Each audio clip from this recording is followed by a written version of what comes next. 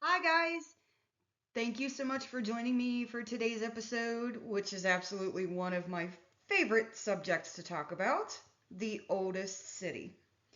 Some of you might be looking at the screen and be going, wait a minute, that's not right. Well, hear me out.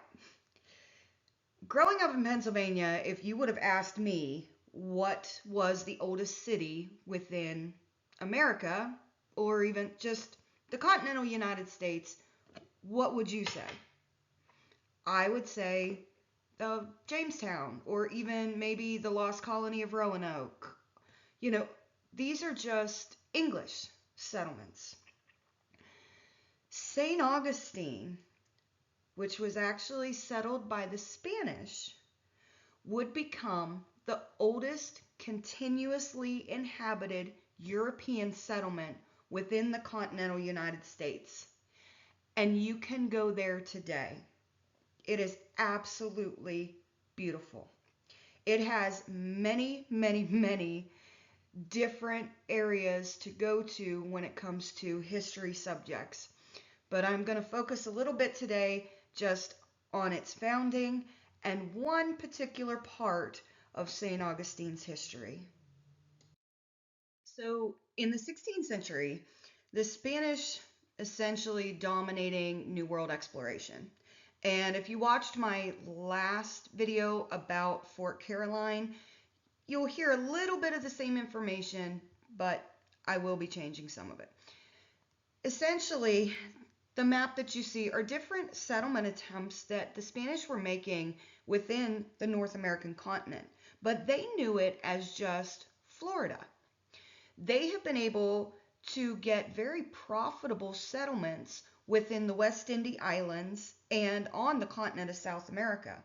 Essentially, they have Cartagena, they have Havana, they have Santo Domingo, and these are becoming very profitable. However, when you have ships that are carrying very profitable items, you have more acts of piracy and your ships are getting robbed left and right.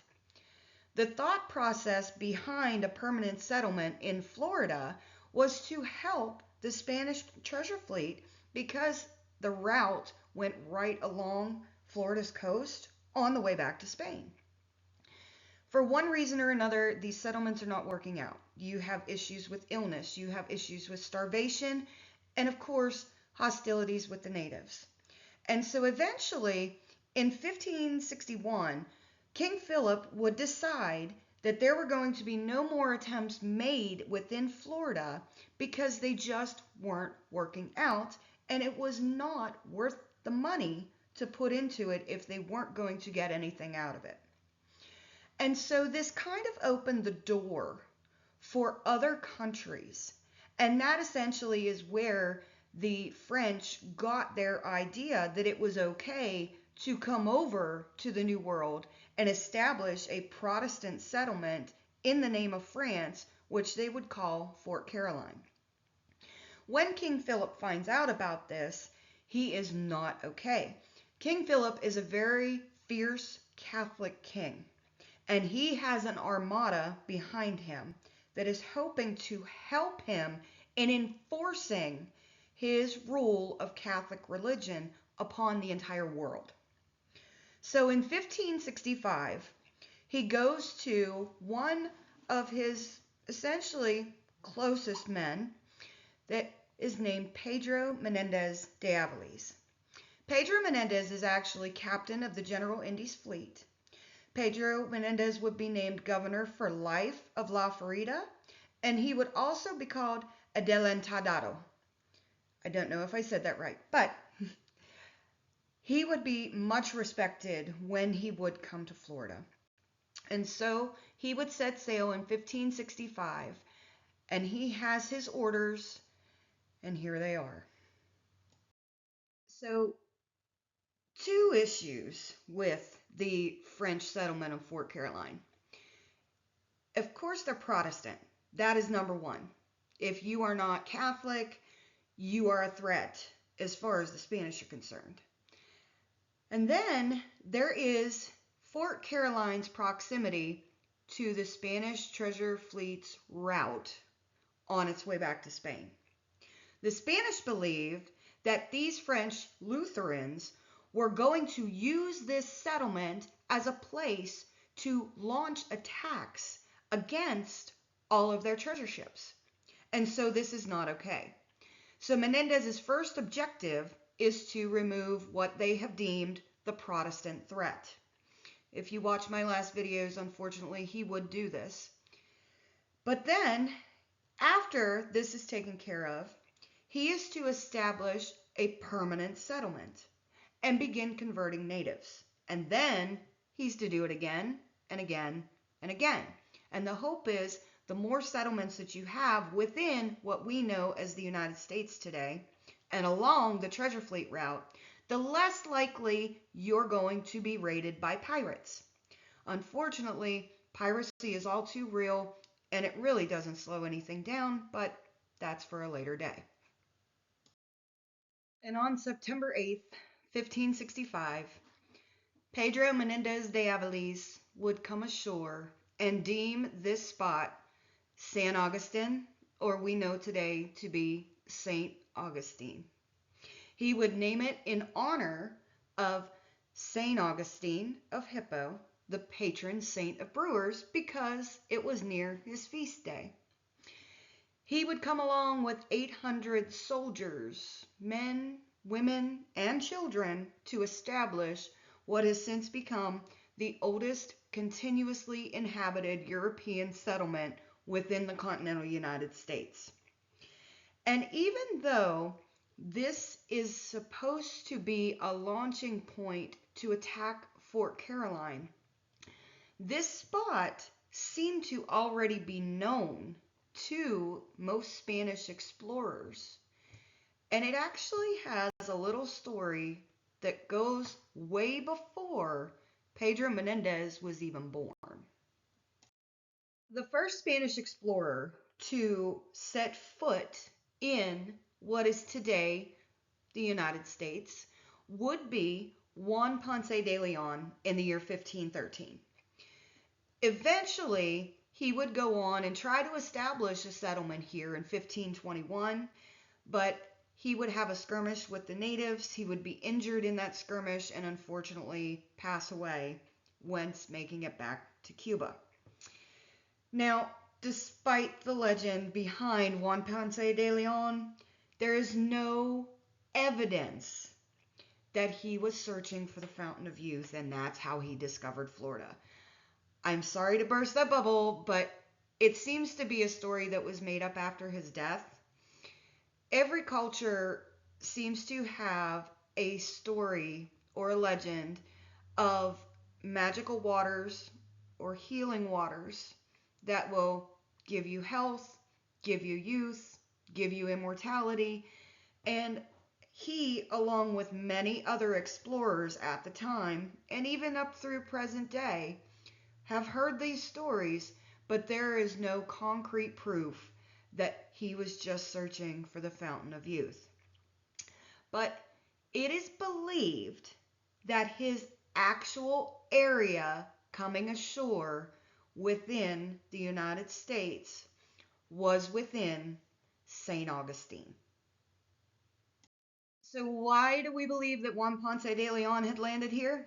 Well, if you were to visit the Fountain of Youth Archaeological Park in present-day St. Augustine, you will find this stone cross.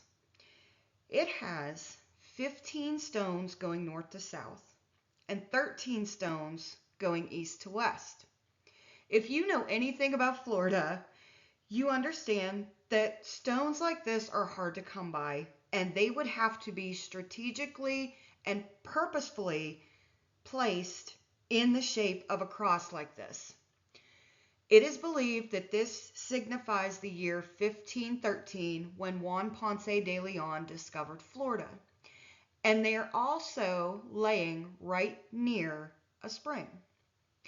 If you will see on the map, you can see the words Sea de Cruz. This was what they thought that Florida looked like at the time. And Sea de Cruz actually means Cape of Cross and is within what is present day St. Augustine. whether you believe it or not, is still up for debate. However, there is a little bit more evidence. So now there's the story of the salt cellar. Supposedly, in 1904, this salt cellar was found near the cross and the spring. And inside the salt cellar was a parchment with Spanish writing. Okay, so the lady that owned the property, Dr. Luella de McConnell, gets a Spanish teacher to translate the paper. Supposedly, it stated of Ponce de Leon's landing, and it had the words, "By order of the Crown of Aragon." Well, since its founding, the parchment apparently became unreadable, and the original salt cellar is, I don't know where.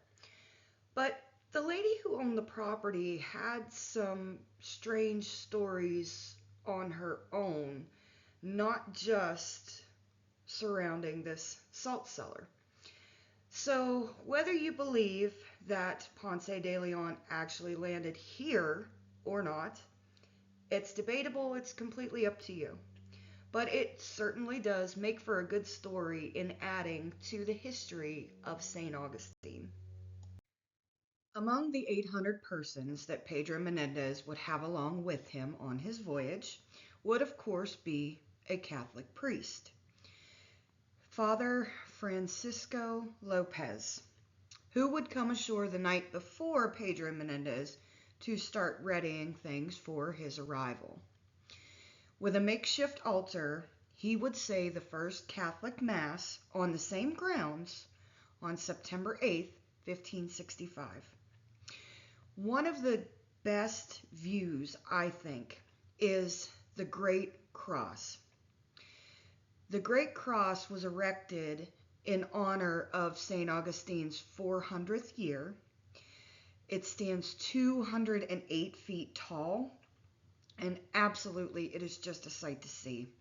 I tried to take some good pictures. Unfortunately, these pictures don't do it justice. It is absolutely beautiful. But along with the first Catholic Mass, after Mass is said, they would have a meal of thanksgiving. As Father Francisco Lopez is holding Mass, the natives would begin imitating the same gestures as the priest and the fellow worshipers that are holding Mass. And so Pedro Menendez would witness this and state afterwards that they were to be fed along with everyone else. And so it was written by Father Lopez and another one of the settlers in their account that the admiral had the natives fed and dined himself, therefore making this the place where the first Thanksgiving, a meal between European settlers and Native Americans, would be held. Unfortunately, I know I have burst that bubble for some of you regarding Thanksgiving. I do apologize. However, with this being the oldest settlement within the continental United States, they are going to lay claim to a lot of firsts regarding traditions that we have today. I myself was a little unsettled by this. I had recently found out I was descended from the Native American chief that was present with the Pilgrims at their Thanksgiving. So this was a little bit of a new thing for me, but St. Augustine has so many different aspects to it, and especially when it comes to the firsts of our traditions. I hope that you've enjoyed watching today. I will have more on St. Augustine. There are many aspects to go over. This is just some of the 460 years of history that St. Augustine holds. Thank you for watching today.